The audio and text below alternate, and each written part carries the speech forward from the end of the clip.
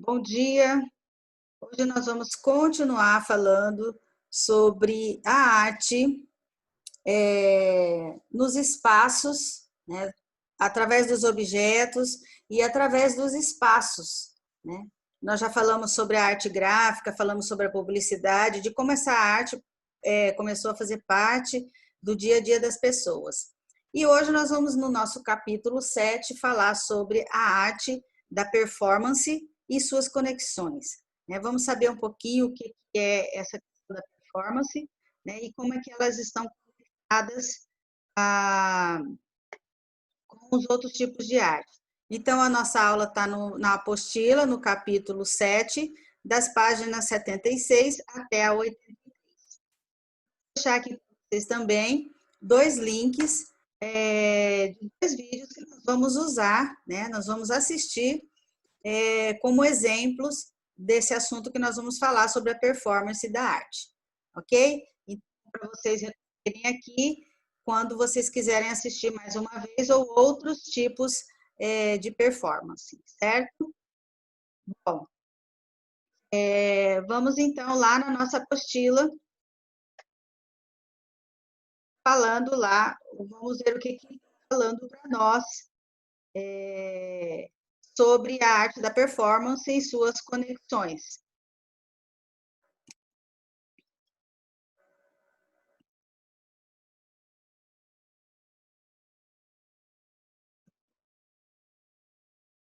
Então, vamos lá. Deixa eu aumentar aqui para eu poder ler para vocês. Você sabe o que é uma performance? A performance artística pode misturar e integrar elementos das artes visuais, da dança, da música, da poesia, do teatro, da fotografia ou do vídeo em ação, nas quais o artista e o público fazem parte da obra. Então, veja que essa é uma característica da performance, tá? Tanto a obra de arte, né, ou o artista interagem com o público, tá? Na performance, o artista busca relacionar arte e vida cotidiana, rompendo conceitos e visões entre arte e não arte, com ações que aproximam a criação artística às coisas do mundo, à natureza e às realidades humanas. Nós vamos observar que esse tipo de arte, né, a performance, ela quer romper com aquela coisa da arte guardada dentro de museus, dentro de galerias, de salas, né? Eles vão querer misturar a arte com as pessoas. Por quê? Porque eles acham que todo mundo tenha que ter acesso a esse tipo de arte, né? A arte de um modo geral. Então, esses artistas, eles se reúnem para fazer essas performances, ou seja, eles fazem isso em espaços inusitados. Então, eles saem, tem uma performance feita dentro de uma galeria de arte, né? E aí nós vamos ver que eles também trabalham em lugares inusitados. Mas vamos ver como é que começou tudo isso, né? A performance surgiu na década de 60, em meio aos movimentos artísticos da arte pop, do minimalismo e da arte conceitual. Suas origens estão ligadas aos movimentos de vanguarda do início do século XX, tais como o dadaísmo, o surrealismo e o construtivismo. Lembra desses três movimentos lá, quando nós falamos sobre a arte gráfica? O que eles queriam, né? Eles queriam romper com aquela coisa da arte só de observação. Eles queriam que a arte fizesse parte do dia a dia das pessoas. Que as outras pessoas que não tinham acesso a museus, a galerias, elas pudessem ter contato com a arte também. Então, eles saíram de dentro desses lugares fechados e propuseram um novo tipo de arte que pudesse estar misturado também ao povo, né? E que essa arte fosse útil, tanto no ponto de vista de reflexão, até de uso dessa arte. Tá? Então, vê que esse pessoal lá do dadaísmo, que nós vimos na aula passada, do surrealismo, construtivismo, então, influenciam também esse grupo aqui que fala sobre arte pop, do minimalismo e da arte conceitual, que nós vamos ver daqui a pouquinho. As vanguardas, elas influenciaram e impulsionaram outros movimentos artísticos a apresentarem novos modos de produção e de manifestação, questionando o papel da arte na sociedade e buscando a libertação da arte e a ruptura com as tradições artísticas e culturais existentes até então. Quando aí, na virada do século, né, para o século XX, os artistas eles começam a romper com aquela coisa acadêmica, com aquela coisa certinha, de tela, óleo sobre tela. Então, eles começam a inovar e eles, então, querem romper com essa tradição de que a arte tem um espaço específico. Não, eles acham que a arte precisa estar misturada com as pessoas. Né? Então, uma das primeiras realizada na década de 60 foi a do grupo Fluxus, em 1961 na Alemanha. O grupo era formado por artistas de diversos lugares do mundo. Tá? Esse grupo ele fez uma performance bem interessante, misturado com o povo, entendeu? O artista chegou no aeroporto, foi levado de maca, tudo assim encenado, tudo para que as pessoas pudessem fazer uma reflexão, porque por trás de todos os atos, né, que ele fez, tinha lá uma explicação e um contexto histórico acontecendo.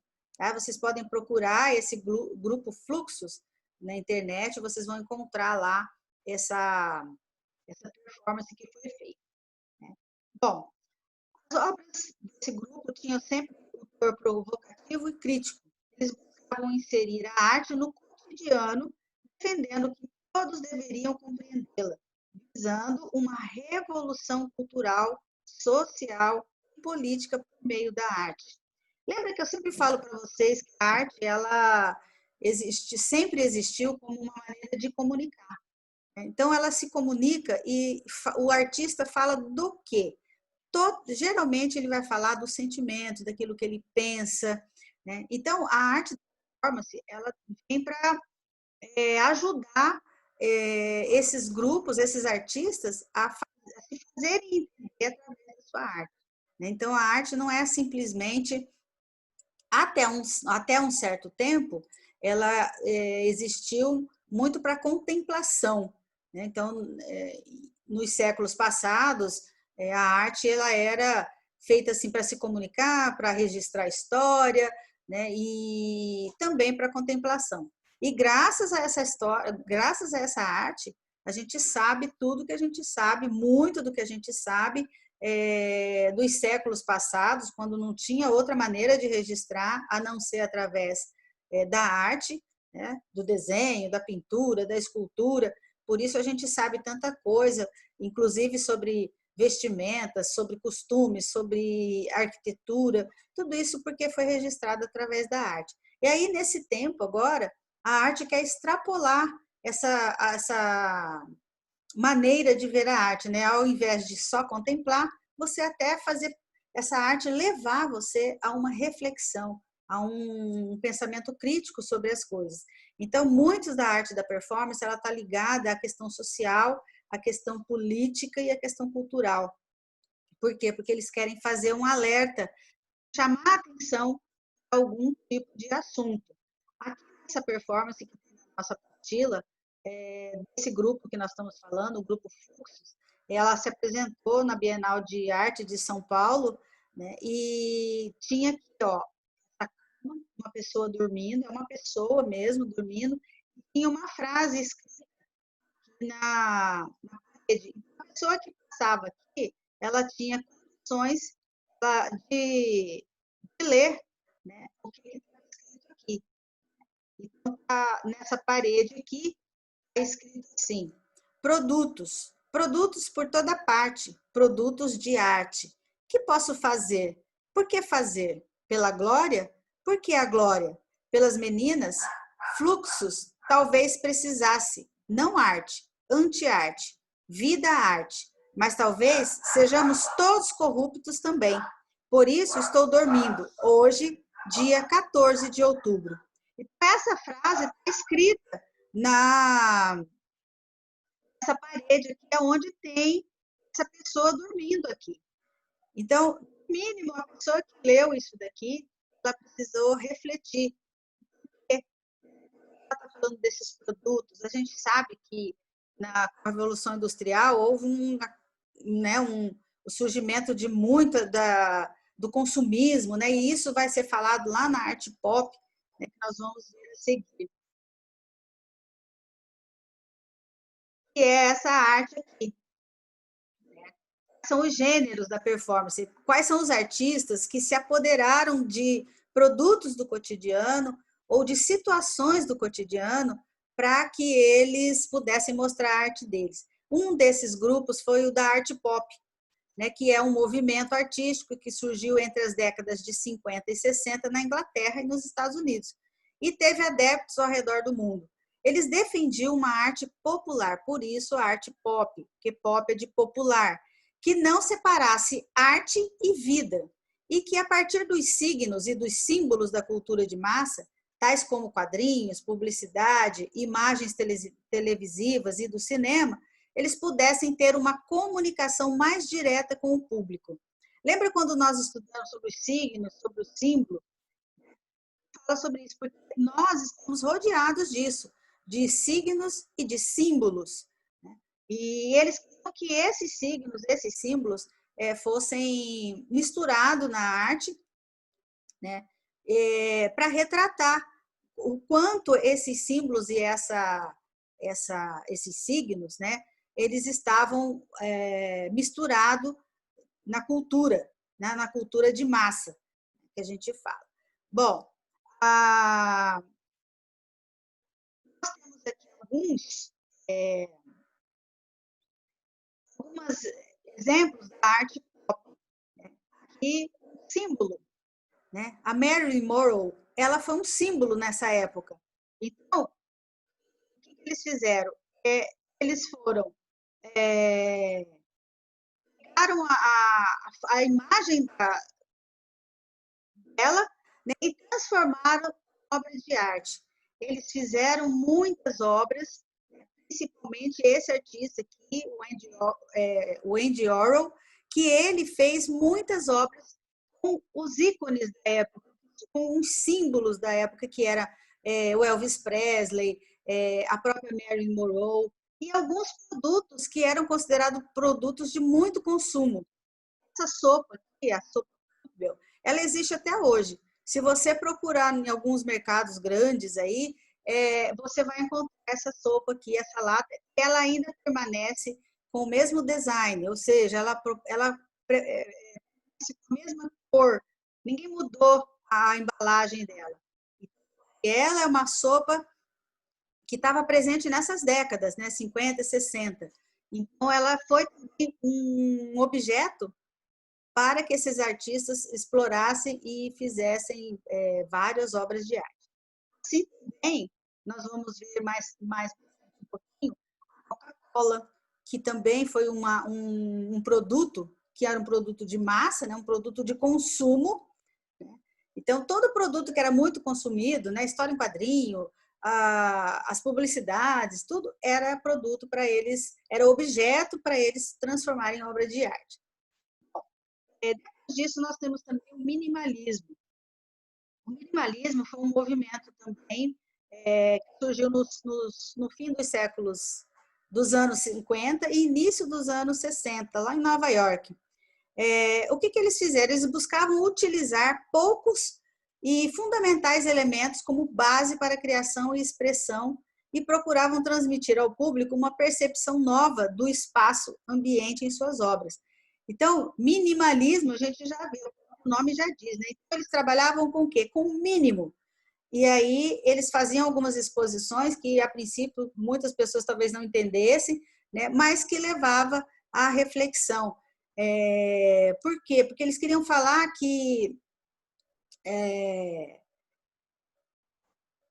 a arte não precisa ser com muitos itens, não precisa ser muito rebuscada, que o mínimo também ele comunica.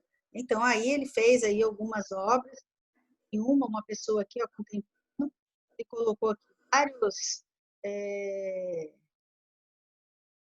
tipo janelas, né?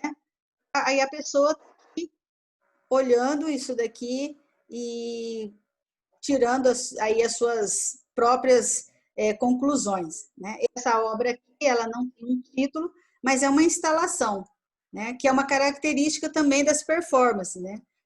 Ao invés de fazer um quadro, ele faz uma instalação, ou seja, existe um lugar que trabalha com objetos, né? Objetos físicos que você pode tocar e você monta uma instalação num determinado espaço. Aqui tem uma outra obra aqui na nossa apostila aqui. O espectador lá, que você está lá no fundo, ó, ele também está aqui apreciando essa instalação, que também não tem título, né? Mas olha só, ele colocou aqui uns objetos aqui, pode ser até lâmpadas ou pode ser uma coisa iluminada. A pessoa vem aqui contemplar e, sei lá, pensar aquilo que ela quiser sobre esse tipo de arte.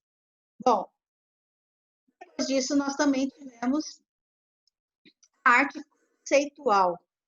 É um movimento que também surgiu na Europa e nos Estados Unidos na década de 60 e 70, que defende que o conceito e a ideia e as ideias são mais importantes do que a aparência da obra. E sendo assim, a sua execução tem uma relevância menor, né?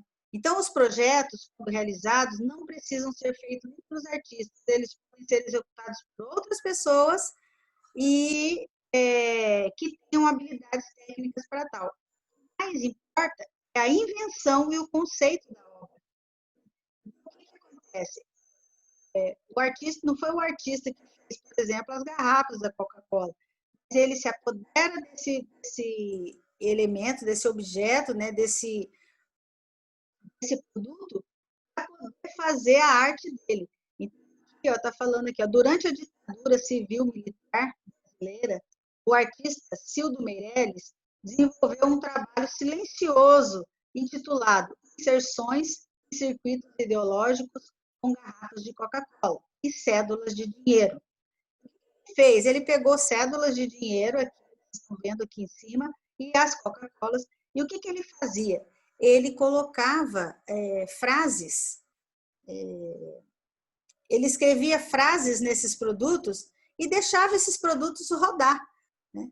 Então, ninguém tinha controle aonde ia chegar esse tipo de objeto. Então, às vezes a gente já não recebe um dinheiro, uma nota, né, escrita alguma coisa. Alguém escreveu isso em algum lugar, às vezes são frases de efeito, às vezes são frases religiosas, né? E eu já peguei várias vezes. Hoje a gente não vê muito, não, mas teve um tempo em que a gente pegava muito dinheiro e tinha lá escrito alguma coisa. Então, isso é um tipo de arte conceitual. Eu quero disseminar uma ideia, eu quero falar para as pessoas daquilo que eu penso. Então, o que eu faço? Eu vou colocar em um produto em que esse produto vai se espalhar e vai levar, sabe Deus lá onde, toda essa ideia que eu tive. Ele fez isso com as Coca-Colas também. Então, ele imprimia aqui, ele colocava aqui algumas frases e essas cocas eram vendidas e aí eles iam disseminando a ideia. Então, gente, no Brasil, a performance começou, a primeira performance aqui no Brasil, feita pelo artista Flávio de Carvalho. O que ele fez? Ele, em 1950, existia uma questão da moda muito cheio de regras, né? Então foi nessa época que combinava o sapato com bolsa nas mulheres, era todo mundo muito engomadinho, todo mundo vestido com paletó, gravata, tudo, e ele quis romper com isso. Então o que ele fez? Ele se vestiu de uma saia verde, sandália de couro e uma blusa amarela de manga curta. E ele saiu na rua, né? Então, só o fato dele sair na rua já causou nas pessoas assim, uma expectativa. O que será que essa pessoa, né, em plena rua, um homem usando uma saia, né, nas cores, né, viu que são as cores do Brasil, né? Por quê? Porque ele usava as roupas ditadas pela moda europeia no Brasil. Nós, brasileiros, temos sempre essa tendência, né? A gente copia tudo, tanto que a nossa arte ela é influenciada praticamente por todo esse pessoal lá da Europa. Então, também a moda é ditada por eles. Então, o que aconteceu? Ele falou, não, vamos fazer esse negócio aí, eu vou fazer aí um jeito diferente. Então, ele fez uma performance, né? Ele se misturou com o povo vestido dessa maneira. Então, essa foi a primeira performance do Brasil. Ah, nós temos aqui também, nos anos 60, nós tivemos um artista, o Hélio Oiticica, que ele também desenvolveu o parangolês, que é uma estrutura colorida, sugeriam movimentos e outros comportamentos do corpo. A pessoa, para experimentar como é que era isso, eles faziam, eles precisam vestir isso daí e se movimentar. E conforme o movimento, né, eles iam fazia esse movimento, esse objeto que ele tinha criado aqui. Certo? Bem, eu separei um vídeo para vocês, é um vídeo um pouco longo, talvez nem dê para a gente assistir, mas sobre essa artista aqui, que é a Marina Abramovic. Tá? Ela fez essa performance aqui. Eu vou passar para vocês rapidamente, vou deixar lá, já deixei lá os links para vocês assistirem inteiro. Tá? Eu vou passar, então, agora, nesses minutos que faltam, 2 vídeos, tá? Um pouquinho de cada vídeo, porque senão não vai dar tempo. E daí, esse da Marina Abramovic, vocês poderiam assistir ele inteiro, porque é muito legal. Tá? Então, vamos lá.